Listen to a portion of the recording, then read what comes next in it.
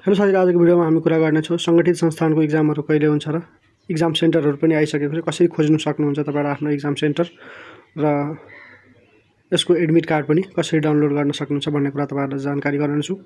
यहाँ हेर्न सक्नुहुन्छ तपाईँहरूले चाहिँ आफ्नो इक्जाम सेन्टर खोज्नको लागि चाहिँ psc.gov.np भन्ने वेबसाइट यो वेबसाइट रहेको छ।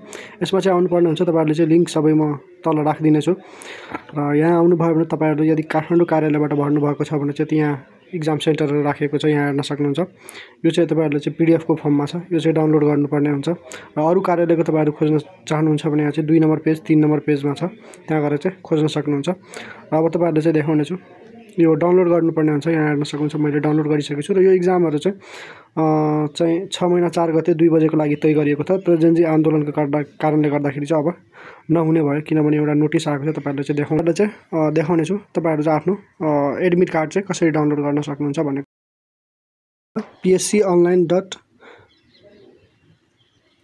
यहाँ हेर्न सक्नुहुन्छ psconline1.psc.gov.np भन्ने वेबसाइटमा जानुपर्ने हुन्छ।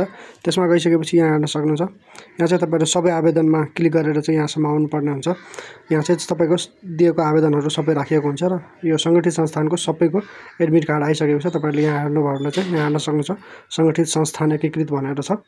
यसमा चाहिँ तपाईँको एडमिट कार्ड यहाँ हेर्न सक्नुहुन्छ। एडमिट कार्ड यहाँ राखेको हुन्छ, तपाईँहरूले चाहिँ यहाँ डाउनलोड गर्नुपर्ने हुन्छ। डाउनलोड गरिसकेपछि तपाईँहरूले चाहिँ अब इक्जाम सेन्टर चाहिँ तपाईँहरू खोज्न सक्नुहुन्छ।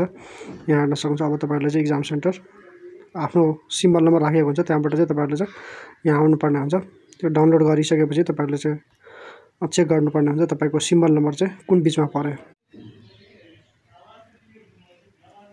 अब चाहिँ तपाईँहरू आफ्नो सिम्बल नम्बर कहाँ परेको छ त्यो चाहिँ खोज्नुपर्ने हुन्छ। यहाँ हेर्न सक्नुहुन्छ मेरो चाहिँ 3,27,000 भनेपछि तल पर्छ।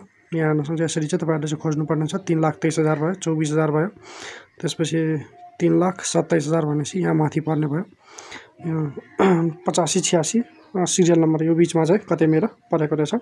यसरी चाहिँ तपाईँहरूले आफ्नो चाहिँ इक्जाम सेन्टर चाहिँ एडमिट कार्ड डाउनलोड गरेर चाहिँ चेक गर्न सक्नुहुन्छ। र इक्जाम कहिले हुन्छ भने चाहिँ अर्को नोटिस नआएसम्म चाहिँ तपाईँहरूले चाहिँ कुर्नुपर्ने हुन्छ हाम्रो इक्जाम चाहिँ कहिले हुन्छ भनेर।